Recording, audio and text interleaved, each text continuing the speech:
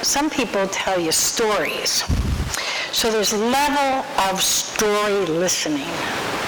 Now, if you go into probably a nursing home, you probably hear the same story over and over again, because that's where that person's pain is. You'll hear people talk about the war stories. You know, you hear we say war stories. That's where the pain is still there. Okay? So we got to remember that when we talk, when people tell us stories, because and then there's a feeling back, like their emotions up here, and they get very emotional sometimes when they tell the story, because that's a painful story. And then there's another level, it's feeling now. What are you feeling? So you would say, well, what are you feeling now? You know, I hear you saying it, I hear you're telling me there's pain connected. Do you know that you want to make sure you're on the right path with them?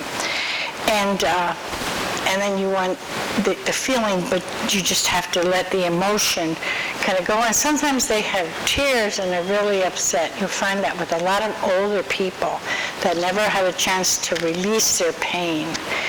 And I'm sure you go through that a lot in a nursing home and so forth. So we got to remember, so we can always turn around and kind of help them listen to what they're saying, but try to give them something back. Try to give them something joyful back. Like even if it's just saying, well, you know, God really loves you. Look at He brought you this far, you know? You're trying to change the whole concept of what they were telling you. And as I said, a lot of times people, when they tell you all those stories, it's because of loss or rejection and also transition. People will tell you stories when they fear dying. They might tell you some whoppers sometimes, you know. And because they have leftover feelings that are incomplete, that they've never ever changed in their life. And that happens so often when the last months of their life, sometimes they start telling you because they need to tell you. Example, I'm just giving you an example of this. I had a lady tell me, you know, now she was about 84 at the time. She said, do you know, I often wondered if my sister experienced the same thing I did. You know, going, oh, well, you want to talk about it? She said, yeah, my father used to visit me in the middle of the night, every night, and my sister was laying right beside of me in bed. And she said, and I didn't know what to do. And she said, and that's why I don't like my mother, because I know my mother knew. She was 84, but she had to get it out. She said, I've never told a soul. So you see, then you kind of look and you see the pain that they carried with them all those years, you know? And what can you say to that? What can you say to that? Just say, well, you know, God's brought you to 84 years of life. And look at how wonderful you are. You know, so that's over. Let's forgive yourself. Don't hold it. Because she's always said, what did I do? What did I do? I said, you're telling me that you feel guilty, that it was your fault? You see what I'm saying? You make sure you're getting the right story. And she'd say, yeah. And then I told her, she said, what should I do about my sister? I said, what do you want to do about your sister? Do you want your sister to know? What do you want? What do you want? What does your heart tell you to do? She said, well, I think I got to talk to her about this, because it needs to be solved. She was really concerned about this. That because her sister didn't bother with her for so many years, that she thought her sister felt just as she did all of this. Do you know what I'm saying? So I said, oh no, you're not responsible. As a child, you're not responsible. And what do you say when you say, well, why did God let that happen? What do you say? Think about it. What do you say to a person that tells you that at 84? Why did God let that happen to me as a child? What do you say? Then I always, may I give you a hug? See, I don't respond. May I give you a hug? That's about the best you can do. Because you don't, what else could you say? We don't know. We're not there. And, you can't go through at 84, and her mind's fixed on this because she feels when she dies, this is going to go with her, and she's at fault. So you have to make sure that she's forgiven. You have to know that she forgives herself, that she knows it wasn't her fault, that she can remove that guilt. And I think she did. I think she did very well with it. She lived another 10 years. So you see how that pattern works when you can release it, how it can go with you. And you can go on, and she could go on. And I never did ask her or find out if she ever talked to her sister about it. But they became friends, so maybe they did. But anyway, we have stories like that people hold inside. And then, of course, we have anniversary stories. Did you ever hear a man or a woman that will tell you the same story if they lost their husband or their wife? They'll tell you the same story, usually around the anniversary time, or a day that was important to them. Then they go on, and they relive that moment. And then, of course, you have to just say, how many years were you married? 55? God gave you a good life. 55 years of marriage, that's a pretty good long time.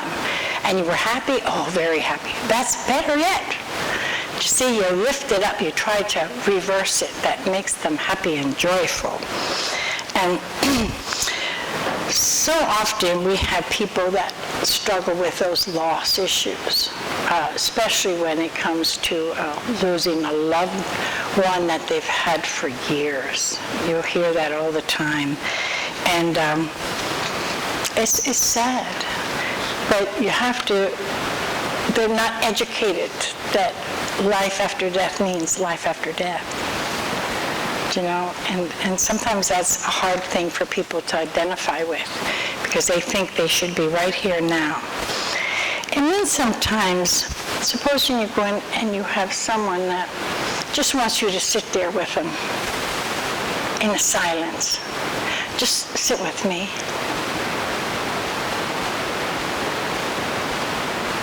And I had that experience with my grandson last week when he was sick.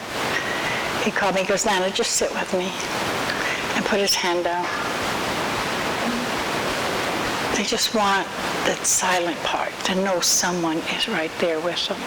And that's okay too, because sometimes we have to be silent. And we can do things mentally for them, send them healing, send them prayers. Sometimes the silence is far better than a lot of words. Am I correct? So then we have those kind of skills. But remember, get the full picture. Always ask the question and paraphrase it back to them. It's called mirroring effect, to mirror what they said. And then they can say, no, I meant this. You see what I'm saying? You might have a different concept of your hearing, but when you do that, you get the full picture. So, and then, of course, we have to know when to pray, don't we? When sometimes you just can't pray with people. They don't want to hear it. And then you don't. Then you don't. And some people never find God. And like I said, it's not our responsibility, I don't think, to go. We have to introduce them, but, as God loves you but we don't know the circumstances if they didn't tell you the story.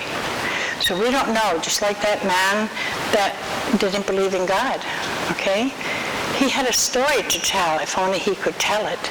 Maybe all this some of this heart stuff would have cleaned up. Maybe he could have got off of his cocaine. See what I'm saying? There's a big difference sometimes. And,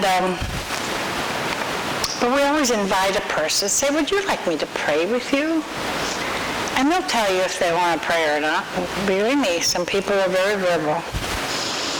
And what you do then, I always say too, you encourage people to write down their frustrations and their problems. Write a letter to God. How many people ever wrote a letter to God? I did so many, I'm telling you, in my time. I was told that by my dear, one of my mentors, Carolyn Bartram, who was a wonderful medium, and when I was little, she was with us a lot. And when I had a problem, she'd always say, write a letter, and put it somewhere, put it in your Bible, put it where, and she'd tell you a verse where to go to put it at. Then I remember my grandmother saying to me, she would say, you know, you told me about it, now let's pray about it and kiss it up to God. Don't think of it again. You know what? Try it. It works. It really does work. So we have so many things that go on in our life as we go through the ministry. So I think it's good that we know all of these things to kind of know where we're going and what we're going to sometimes face in our life. Because we never know. You never know where you're headed. Who knows? You might just, all of a sudden, it might open up for you that you might be called to different places, in different homes, different people get to know who you are, and they might call you and just want to talk. And that's okay too. But remember, don't tell them what to do. You know, that's very hard for anyone that's psychic or intuitive, isn't it? We cannot counsel them until they ask for it. I don't even use a counsel. Let me change that. We can't give them any type of intuitive reading unless they ask, what do you think? And if they know, but no one's going to know you're intuitive, not unless you're, you know, most of the time. But let them tell your story first, and then, you know, you can talk to them about it. But that happens so often. You'll find that a lot of times when you're doing healing, you might get this wonderful, profound message. But you always ask, do you mind if I share this with you, what I received? Because if they're coming to you for healing, they already know that you're on this different spiritual pathway here, and you might be intuitive and so forth. So then you could say what you want, because they're there. But when you do this, like, you got to look at your own emotions too. Like when you talk to someone and they tell you their stories, what were your feelings at the time they were telling the story? Because your feelings might reflect on something in here, okay? It might reflect anger. It might reflect sadness. You might become anxious. That's a normal process. That's why we have to, every day, work on ourselves and peel that onion, to peel it away every day. And we can do that. We can do that because as long as you know that God is here working aside of you, and with you and God, you can do anything and go anywhere you want to go in this work. And I truly believe that.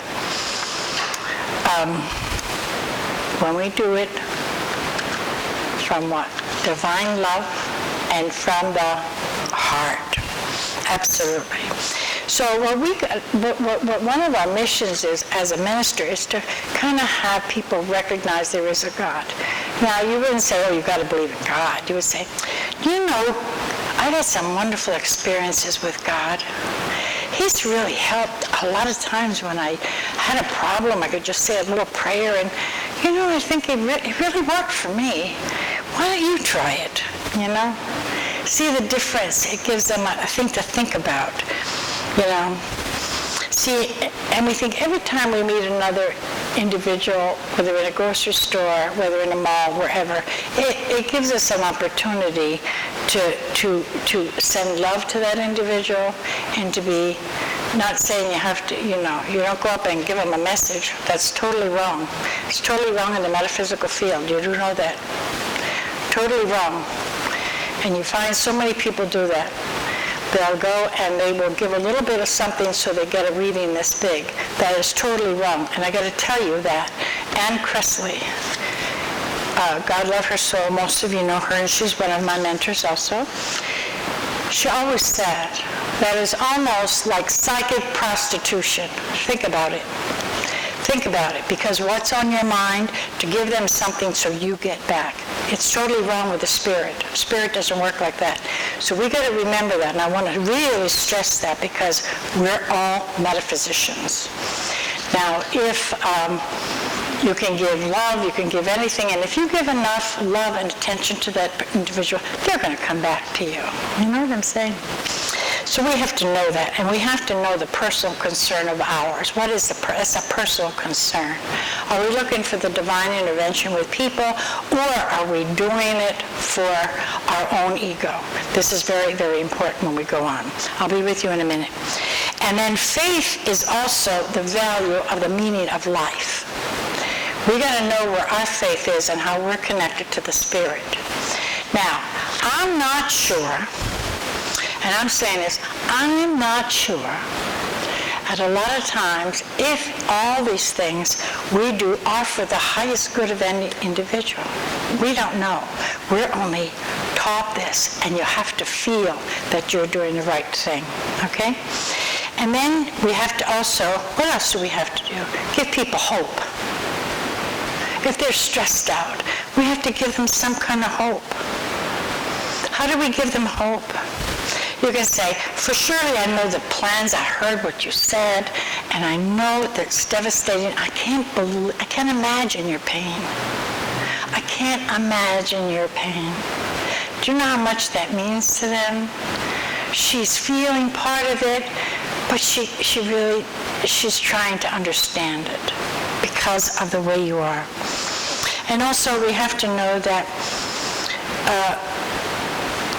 as we're telling you, as I'm explaining with these stories, it says no minister can keep his own personal experience hidden from those he wants to help, because that's why you went through a lot of these experiences.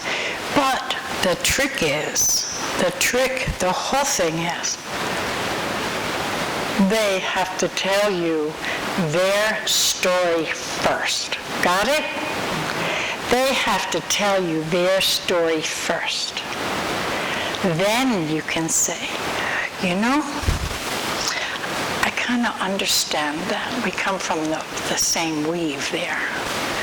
I can have empathy for you and go on with that conversation, because that makes them feel, well, I do have someone that knows the same thing I went through. I'm not alone. I'm not alone in this world. I'm not the only one that was abused, whether it be physical, emotionally, or mentally. I'm not alone. Someone else really understands. And that's a connection. But God brought you through it. Spirit brought you through it. And we've got to remember that. And so often, we talk about hospitality. How at home do you feel in the circumstance? How at home do you feel when you are when you do visit, like say visiting a hospital? How at home do you feel there? Now there's some people you can't get near a hospital, and they're ministers. Why do you think that is? Someone answer me. Why do you think that is?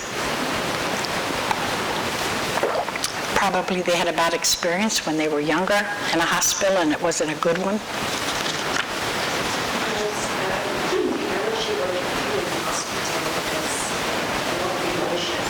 And sickness. Okay, we're going to talk about that. As sensitives and healing instruments, when we walk in, what is the first thing we do? What is the first thing you should do? Surround yourself. Well, no matter if you're doing healing here, if you're doing healing in your home, even when I go to the mall, I surround myself, because, wherever you go, there's a lot of people. Surround yourself so you don't pick up on those energies. You don't have to. And the thing is, too, how many times do you have people that are constantly up here? Do you know that's not good? That burns you out. Fact, Nancy, am I correct? Yes. Because what happens, So the Spirit is subject to you. You have to tell them. When you're invited, that's when you come in. See what I'm saying? Because that's control. Anybody taught with the metaphysical group? Your gatekeeper's there, and he's supposed to keep control of that. He's not going to have you going all over the world. If not, you're going to wear yourself out. Simple. And we know a lot of people that's happened to. Or Spirit will say, well, you know what? If they're doing this for the glory of themselves, we don't need to do that. We don't need to do that. So we have to remember that. Matter of fact, on TV, they stated they had all these psychic children on TV. And this young boy was very sensitive, and he kept picking up his mother's illness. And she had, I think, MS, I'm sure it was. I think it was MS. But she was like pains in her body and the process of how that is with your muscles. And the boy was feeling all her pain, and he was actually getting very sick. This happens to be a true story. It was on TV 2 weeks ago. But what he did, they took this group to this home where these mediums worked with them. And very wise mediums that really knew what they were going with these kids. And I just think this is wonderful. Well, this one, he explained how and the mother was in tears. She didn't know how to help him because he's constantly, when she wouldn't even tell him that she had pain because he would absorb it. He'd come home sick from school, very sick, and everything was wrong. So she found out about this place, thank goodness, and they could help him. But what this medium said is, I want you to do one thing. I want you to receive what you all think. This is what she said. She said, you hold this hand up, and you bring it from the base of your spine, and you go, shh. And with that, the boy, and he did it. I get goosebumps every time. That boy felt all this pain leave him at one time. But she said, you have to shut off that connection. You have to shut off. Because if you go to a mall, and he said, I've had that when my friend broke his knee or his leg or something, I don't remember. But he said, I had that pain. And he carried that pain for a long time. So he was an individual, and as a sensitive, these kids can do that. They can pick up your emotion, just like when they're in your belly. They can pick up every emotion you ever had in your life. Well, they're right in there, because it's all part of you. But anyway, I thought that was so wonderful that she could help this young boy do that. Now, what am I talking about when I go, shh? He's closing off his chakras. See what I'm saying? She taught him how to do that. Close it off and say, shh. And it's okay. But it's a simple way for him to understand. And we all can do that. Another thing, this one little, she was like 8, and this other girl was like 14. They were constantly being bothered by spirit all the time. And they would be going over to school and saying, I got this for you. And it was bothering her to the point where she was not concentrating on anything she was doing. She wasn't focusing on her situation, how to clean, what she needed to do in life. So she was talking to this other little girl, and this other little girl said, she was 8, and she said, well, you know what I do? I just tell them they can't come to me till 4 o'clock. Then I'm home from school. And I thought, what a wise child. They can't come till 4 o'clock. Isn't that good? Stop and think about it. Maybe we don't do that. But there's a whole lot of different things that we're doing, because we're metaphysical ministers. We're a little bit different than the norm. And I kind of like that, don't you? I kind of like that we can take our feelings and adjust them. You know, and what do you say to people when they say, you know, the end of the world is coming? How many people hear her say, we're going to get ready, the end of the world is coming. I know it. Look what's happening here, look what's happening there. It's only a natural, things that are happening are natural in the whole world of our earth, really. has to change as we change, and I think we ought to be better to all our understanding and our thinking, but it's like right now with newspapers and radios and TVs, what do we cling to? You hear this stuff. And then also the movies that are on TV are nothing but violence. 95% are violent. What do you think that does to your subconscious mind? Absolutely. You absorb some of that negativity within you. And I had several people say to me, it's just a movie. Do you think it's just a movie? Think about it. Years ago, when you saw Hopalong Cassidy, how many remember Hopalong Cassidy? What did he do? If he got a robber, what did he do? Well, he hit him in the leg that he couldn't walk, right? What are they doing today? So that's telling us where our, I get upset with all these people that do these violent games on internet and all them things those kids play. I get upset with that because that's showing kids violence is okay. 95% of them games are shooting people or conquering people or driving over people with big trucks. And did you ever see any of those things? Go into a game store one day when you're at the mall and see the little children, and I'm saying little, drag their grandmother there, and their grandmother buys this stuff for them. Bish, you don't know. Think about that, how that is what's happening to the generations. But I think we can change that with our thoughts and thinking, and when we're there, send out that nice thought and love. Now, we got to remember that people say to you, I'm spiritual, I'm not religious. What do you think that means? That probably they believe they're not into a denomination. Maybe the spiritual part is that we walk and we give divine love and we don't agree with a lot of the others. But absolutely, if you're spiritual, you will understand that's where those people are at this time. So we went through it. We all went through different denominations, but it was for our growth to understand where we need to go and how we feel. And then we have how many people are religious but not spiritual? Think about that one. How many people, if you would tell them, I'm a metaphysician and I'm a spiritual minister, they would say, oh, one of those. Sure. That's why we have to educate. That's why when this program was started, it was to educate the people that we all could talk intelligently to another clergy, because their views are verbatim what the Bible says. They don't look at it esoterically, okay? They don't look at it that way. So we got to remember that. And some people are both religious and spiritual. And there's a lot of people that are wonderful people that are very dedicated to what they believe in, but they also love their neighbor, they can forgive their neighbor, and they do anything for you also. See what I'm saying? That's the spiritual part. And then you have people that are neither. They don't believe in anything. They don't believe in nothing. They believe today's today, and I live today, and there's nothing to go to.